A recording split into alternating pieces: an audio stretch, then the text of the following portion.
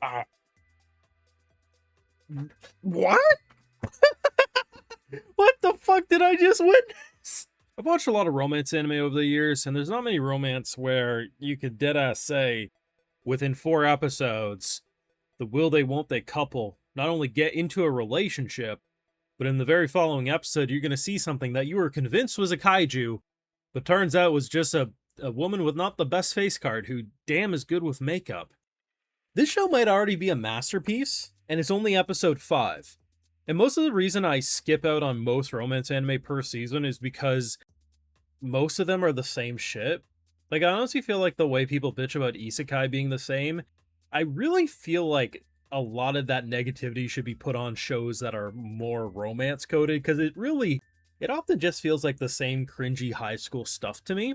You need to have a hook, line, and sinker moment, and I think Godzilla turning into Godzilla when too emotional, good or bad, a boy that lets you accept yourself, is a really engaging plotline, and what they've done over 5 episodes is nothing short of exceptional. Now, make sure you do me a solid though, leave a like on this video, show your support, subscribe and ring that bell if you haven't already, and Patreon. We cover this one every single week over there, full live reactions over there. You can also hype the video on the YouTube mobile app, which does help videos like these perform better. These types of shows never do well on my channel, outside of maybe a video or two, so I knew I wasn't going to do this one weekly. But we're at a point where I definitely wanted to get my thoughts out here, because I am genuinely impressed with what they've done. The dynamic between these central two is so fucking amazing. Because you have to consider, right, by handling a puberty story of like your body changing, you feel weird, but applying that to a Godzilla kaiju level threat is a really engaging concept, especially because, you know, she's been struggling her whole life not turning into a beast when getting bullied and mad. It gets even crazier that she straight up has to jump out the window of her bedroom because she starts thinking of her boyfriend, and essentially she bursts into Godzilla. That is fucking hilarious. It's genius. It's a gimmick that I don't know why this hasn't been done before. And the idea that you're not just using it as a gimmick, like, teehee, isn't it funny how she's technically Godzilla? Both of the central characters have such an engaging plotline about their own self-confidence issues, and despite her boyfriend, you know, being the most popular guy in the school, he himself also has self-confidence issue. And I think the ability to move at such a fast pace, a pace that I honestly can't remember the last time I've seen. Like, sure, there's been stories that we start already in a relationship, but that's different. If we're thinking about a show where they haven't been, you know, like, okay, here's this person I just met, maybe we'll be in a relationship. I don't remember the last time I've seen an anime, if ever, where they were a couple by episode 4, by the end of episode 4. What this allows is for a lot of things that might take multiple seasons to be the main punchline of potentially this season, which I think will be him learning that she is indeed Godzilla. Yes, there is a lot of comedy about his ignorance of like not realizing it's her, but I think for me, if we were to apply it to our own world, imagine your potential girlfriend, every time you go somewhere, a fucking bear is running wild. Your logical, natural thought isn't going to be that your girlfriend's turning into a bear. So you got separated from your girlfriend and that's why, right? So for me, I don't find it an issue that they find a comedic way to make him oblivious to it. I think they've actually handled it quite well. And the thing about him is that, of course, she's dealing with her whole Godzilla kaiju adolescence emotions. He also, we learned in the first episode, second episode, you know, he basically used to be very overweight and people didn't really treat him that well. So then he got very intense with like cutting his food down, and now he kind of enjoys food by watching other people eat, and she's basically like, bruh, go get fat, eat a Big Mac, I'll love you regardless. Both of them are learning to accept the true versions of themselves, and basically we as the viewer are waiting for the punchline, because we already know he doesn't hate the kaiju that keeps popping up. He's actually pretty fascinated by it. At some point, he will learn that she turns into Godzilla, and she's going to be so scared, and he's going to be like, damn, I get to ride you? Like, that will be his reaction. Watching the two of them learn to accept themselves is such an engaging plotline, and by getting them in that relationship so early, it's something you wouldn't normally explore, because you'd be waiting for like, okay, maybe they hold hands by the end of episode 12. Okay, they're in a relationship by the end of episode 12, so hopefully we get a season 2 so we actually get romantic development. No, like, I was totally expecting that the big next punchline would be her being okay seen in public with him, because she doesn't want to hold his hand or do anything romantic in public because she knows she's a loser by the eyes of the school.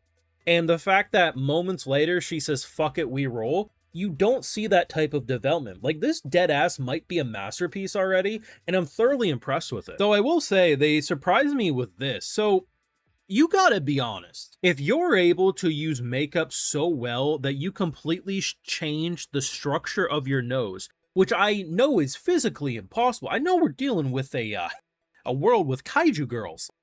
But I deadass thought when the water splashed her and she looked like a gorilla, I thought she was a kaiju too. I thought maybe she turns from water.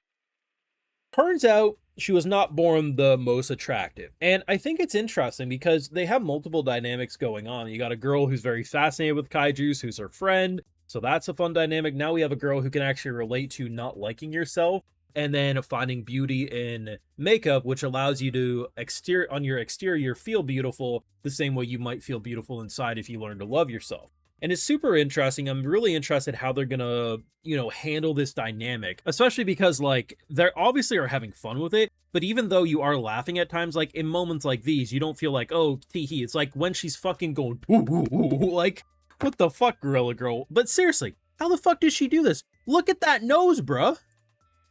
How?